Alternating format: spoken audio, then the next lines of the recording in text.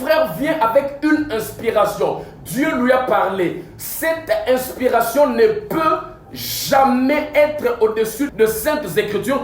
Toutes les inspirations que l'on peut recevoir aujourd'hui sont en dessous des Saintes Écritures. Donc, les Saintes Écritures sont au-dessus de toutes les inspirations que l'on peut recevoir aujourd'hui. Je vous demanderai de me laisser le temps de redéfinir un peu l'inspiration, parce que c'est là que ça pose problème. C'est quoi l'inspiration? C'est quoi la parole? C'est quoi les Écritures? Je commence d'abord par la parole. La parole, c'est la personne de Dieu. Jean chapitre 1, le verset 1. La Bible dit au commencement, on ne dit pas au, attention, parce que il y a un peu de l'amalgame dans l'imaginaire collectif. La parole, ce ne sont pas les Écritures, forcément. La parole, ce n'est pas l'inspiration, forcément. La parole, ce n'est pas la révélation, forcément. Mais il y a une seule parole qui change de forme. La parole, c'est la personne de Dieu. Jean chapitre 1, le verset 1. Voyez un peu?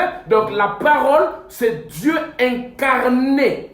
Dieu a quitté le ciel, il a porté le corps. Jésus est appelé la parole faite chair. C'est Dieu incarné dans un corps. C'est cette parole créatrice qui créa au commencement. Ça, c'est la parole. L'inspiration. L'inspiration, en hébreu, c'est le mot neshama. En grec, c'est le mot theopneustos.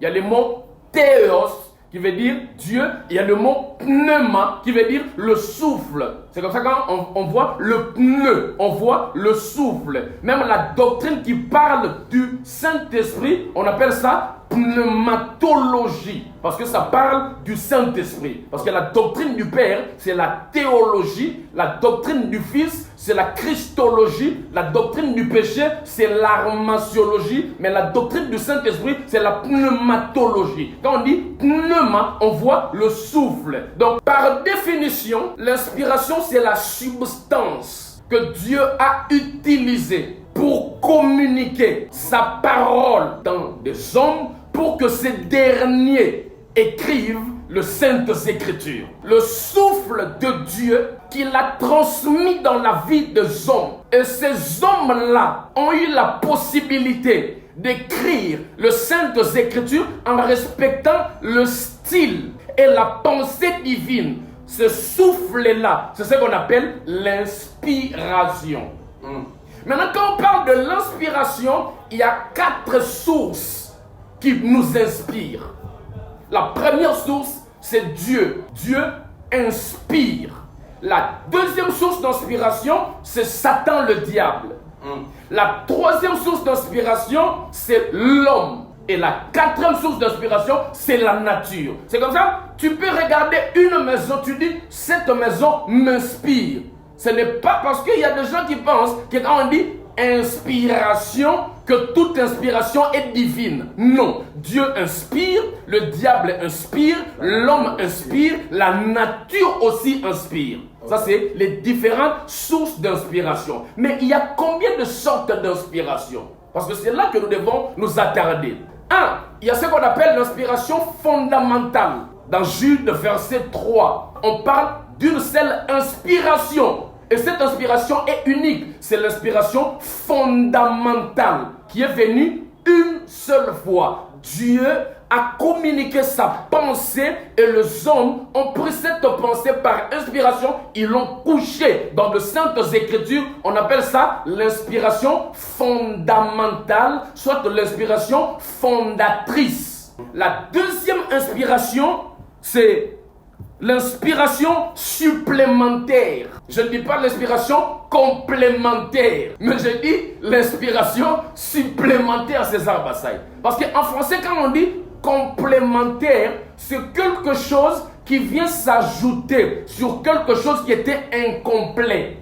Mais quand on dit supplémentaire, c'est quelque chose qui vient s'ajouter sur quelque chose qui était déjà complet. Donc, je ne dis pas l'inspiration complémentaire, je dis l'inspiration supplémentaire parce que l'inspiration fondamentale était déjà complète. Maintenant, Dieu, il vient maintenant dans la vie des hommes il peut maintenant commencer à inspirer un individu à un autre. C'est comme ça quand vous lisez dans Luc, chapitre 24, le verset 25, vous lisez Jean, chapitre 14, le verset 26, on parle de cette inspiration. Jésus dit, le Saint-Esprit, quand il viendra, il vous enseignera dans toute la vérité. Quand le Saint-Esprit vient nous enseigner dans toute la vérité, cette inspiration, ce n'est pas l'inspiration fondamentale. Non. C'est l'inspiration supplémentaire. Maintenant, l'inspiration fondamentale ou l'inspiration de base qui avait permis que les Saintes Écritures soient écrites. Entre cette inspiration et les Saintes Écritures, nul n'est au-dessus de l'autre. Ça, c'est ma conviction. Nul. L'inspiration n'est pas au-dessus des Saintes Écritures.